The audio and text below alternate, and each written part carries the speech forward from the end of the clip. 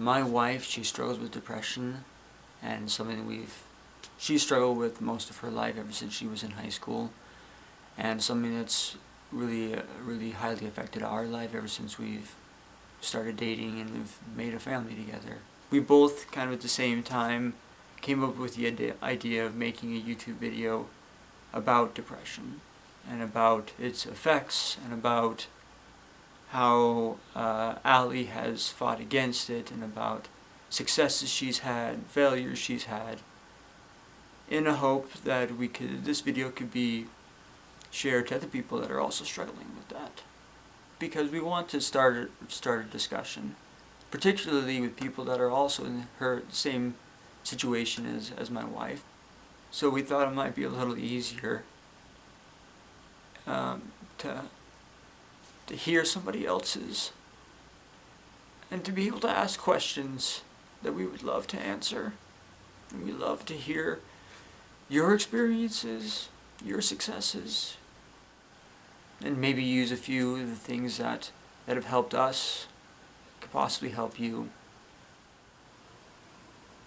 My mind likes to wander to horrific situations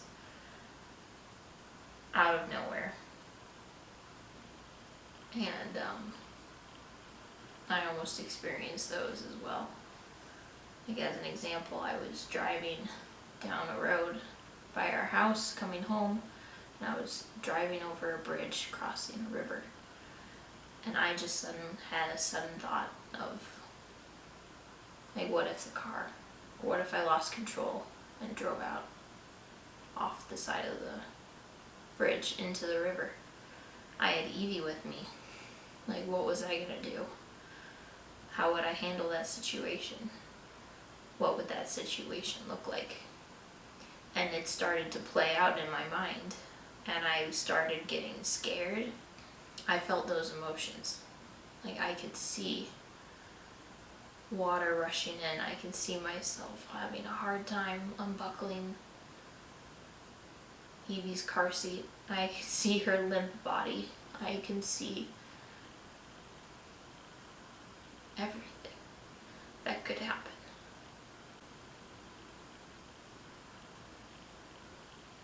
And I feel all those emotions while I think about those things. I feel what it's like to lose a child.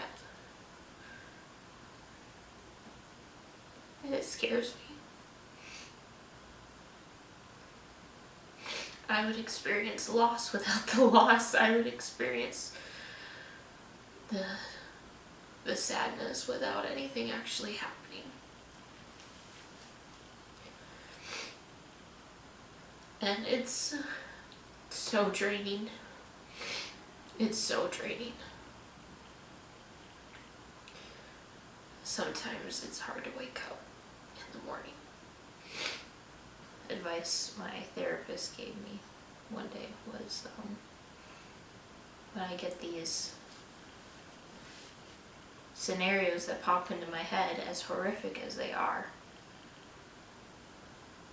all I have to say is, maybe it will, maybe it won't, who knows. It's just, it's not as helpful to say, like, that's not going to happen, because you don't know that. You don't know it's not going to happen. It very well could happen, given the right circumstances. Because you can't really predict the future, but it's more like leave an open end to whatever the future holds. But if you look forward with kind of an uncertainty, it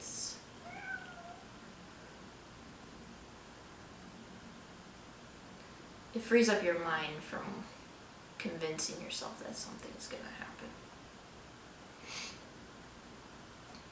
That's the best strategy I've found to at least talk myself through a situation.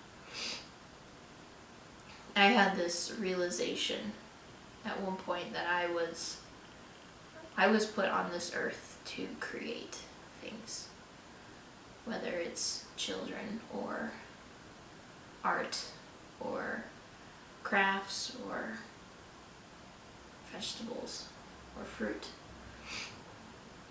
I was born to create, and I'm hoping that this homesteading life that I'm trying to work towards will help ease my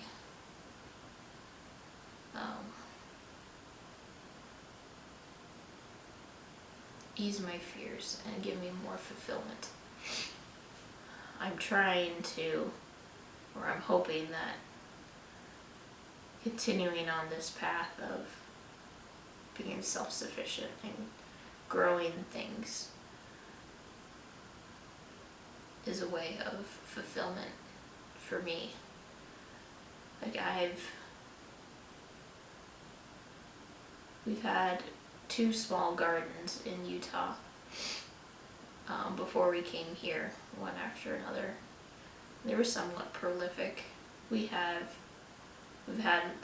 the most prolific thing we've had was our berry patch, and growing that myself is the most gratifying thing ever, because it just, I helped create something, and I grew something, and it tasted so much better than in the store.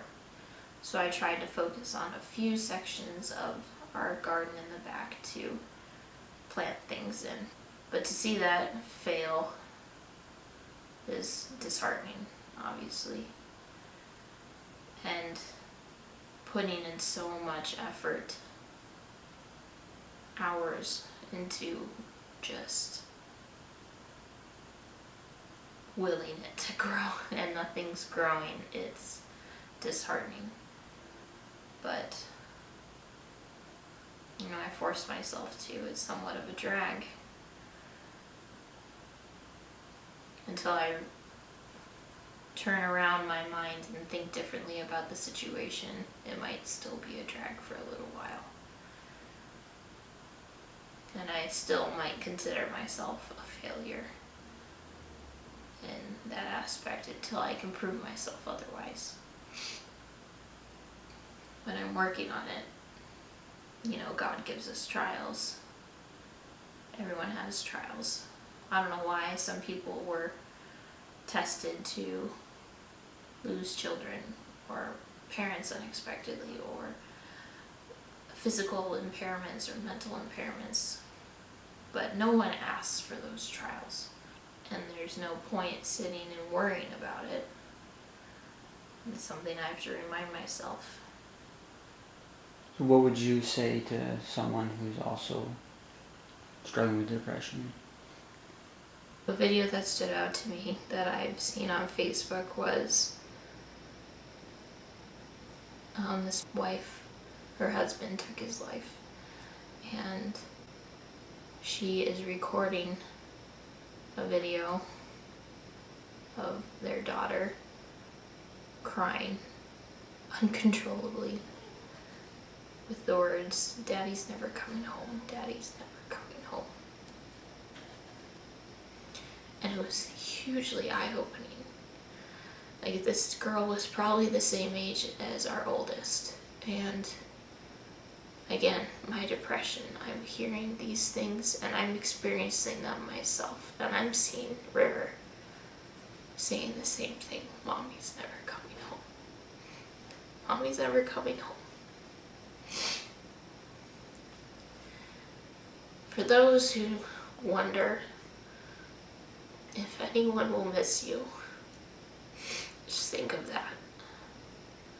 And that's what I have to do, is I think of that. My kids and my husband, as much as I think I'm a bother to them, as much as I think that their lives would be better off without me, whether it involves suicide or just leaving and living out my miserable life alone,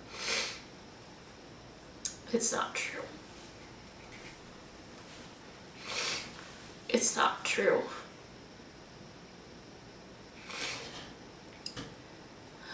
It might be real to you in your mind, but it's not true. Tell yourself that anyways. You don't want anyone, whether it's a parent or a sibling or a friend or a child, to say that you're never coming home.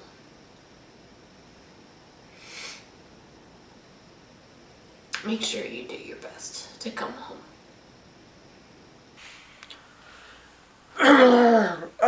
I don't know why I'm crying. Oh. Just spent too much time listening to my wife talk about this. It's always hard.